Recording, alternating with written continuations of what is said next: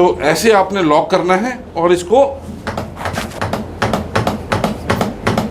साथ साथ आपने काउंट करना है। ये जो टक टक की आवाज़ है ये डम्मी पे सिखाने के लिए है कि इतना कम से कम दबाना है। तो मैं फिर से दिखा रहा हूँ।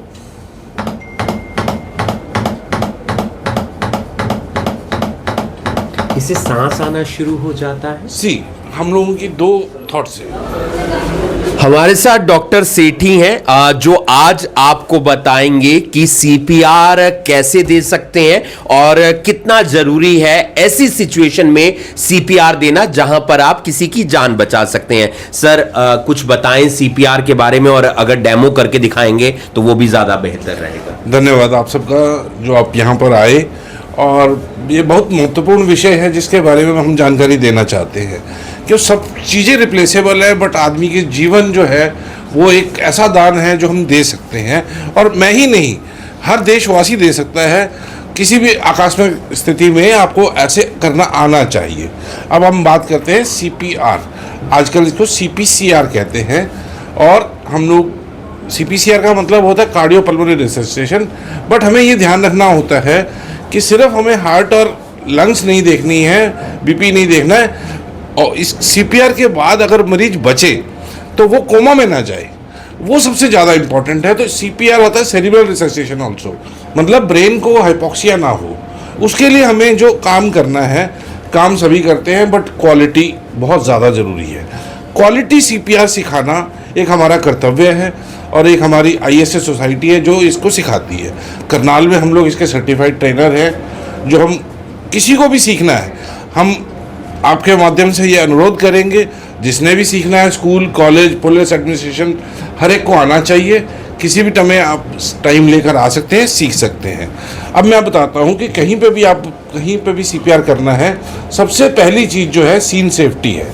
अगर किसी को करंट लगा है और वो बेहोश होकर गिर गया है तो प्लीज़ उसको टच ना करें। किसी लकड़ी की जो भी तार है या कोई स्विच है उसको ऑफ करें। कोई डूब गया है तो आप कूदने की कोशिश ना करें, जो निकाल के लाया है उसको पूल से या पानी से दूर रखें। और रोड के बीच में अगर एक्सीडेंट हुआ है तो प्लीज़ रोड के साइड पे किसी की मदद से आप उसको ले सकते हैं। बहुत ज़्यादा टेक्निकल डिटेल्स होती हैं, बहुत छोटे टाइम में बताना असंभव होता है, बट मैं अपनी कोशिश करूँगा कि आप उसको जल्दी से जल्दी बता पाएँ। जी, अब हमारे पास एक व्यक्ति है जो कि बेहोश पड़ा है। हम मान लेते हैं सड़क के किनारे हमने इनको ले लिया है।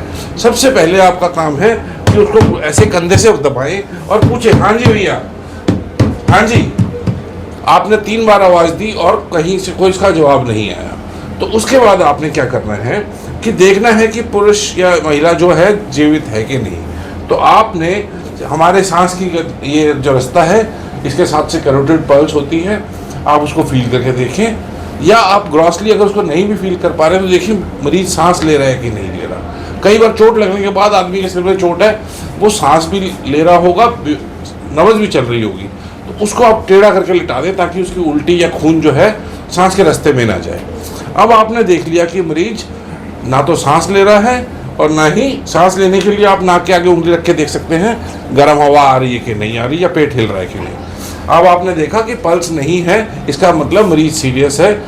आपने इमीडिएटली सीपीआर अभी नहीं शुरू करना, उससे पहले आपने एम्बुलेंस को फ़ोन करना है मदद के लिए, क्योंकि ये बहुत टायरिंग जॉब होता है, आप बहुत देर तक नहीं कर पाते हैं।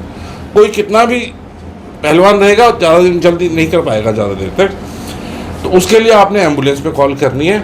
आपकी इमरजेंसी सर्विसेज फ़ोन पे होती है, बैलेंस है चाहे नहीं है निश्चिंत होकर कीजिए। तो आप उस पर कॉल करेंगे, पुलिस को या एम्बुलेंस सर्विस को आप बता सकते हैं। तो आपको क्लियर बताना है कि जहाँ पर आपका एक्सीडेंट सीन है कितने व्यक्ति हैं, कितने लोग हैं, छोटे हैं, बड़े हैं, ताकि उस हिसाब से सुविधाएं अरेंज हो सके।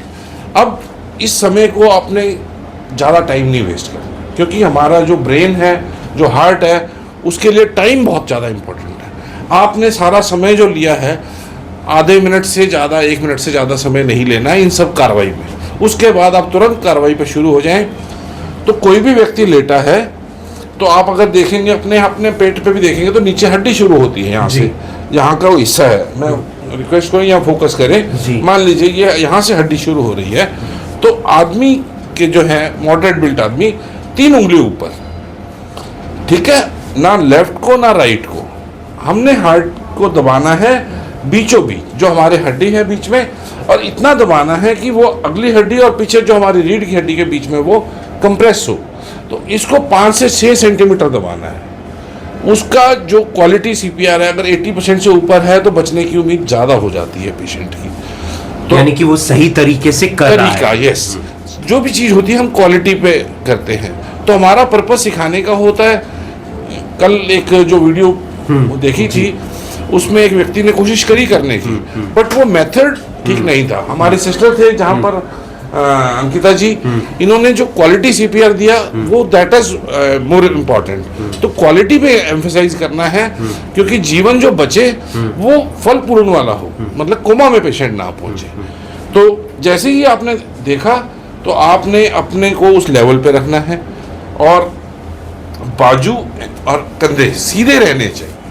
तो आपने लॉक करना है, प्लीज फोकस कर लीजिएगा इधर, और आपकी जो गति है वो 1 मिनट में कम से कम 100 बार होनी चाहिए। अगर आप एक हैं तो कंप्रेशंस पे जोर रखें ताकि आपकी कोई मदद आ जाए, तब सांस के ऊपर जोर डालना है। जो ट्रेडिशनल टीचिंग है वो हम 100 कंप्रेशंस देते हैं, 2 बार सांस देते हैं, 100 कंप्रेशंस देते हैं, 2 बार सांस देते हैं। तो ऐसे आपने लॉक करना है और इसको साथ साथ आपने काउंट करना है।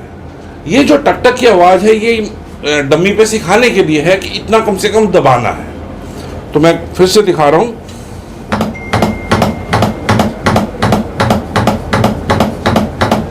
इससे सांस आना शुरू हो जाता है। हम लोगों की 2 थॉट्स है। एक कंप्रेशंस ओनली लाइफ सपोर्ट।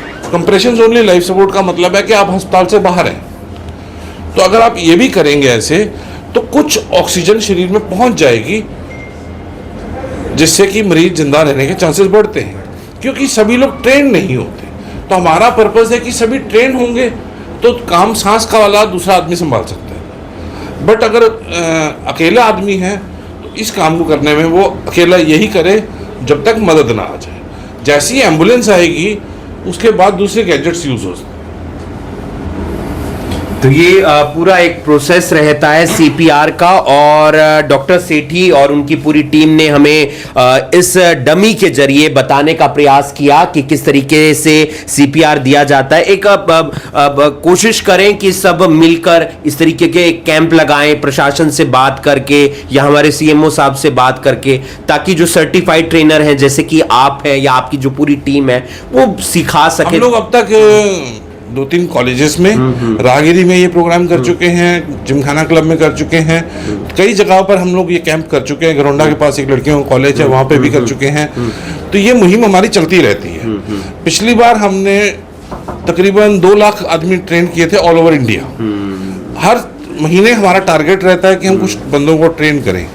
तो हमारी तरफ से यही आह्वान रहेगा कि जिसने सीखना है, कोई रिस्ट्रिक्शन नहीं है, दिस इज बेसिक, और हमें ये काम आना चाहिए। बिल्कुल आना चाहिए, क्योंकि आप किसी की जान बचा सकते हैं। डॉक्टर सेठी है, उनकी पूरी टीम है। अगर आप भी सीखना चाहते हैं, यानी कि आप किसी की जान बचाना चाहते हैं, और जान बचाने से सबसे इससे बड़ा पुण्य तो कोई आपको मिलेगा नहीं, तो इनकी टीम से संपर्क कर सकते हैं। और इनका भी प्रयास रहता है स्कूल, कॉलेज, किसी क्लब में जाकर लोगों को सिखाएं कि सीपीआर कैसे दिया जाता है ताकि किसी की जान बच सके।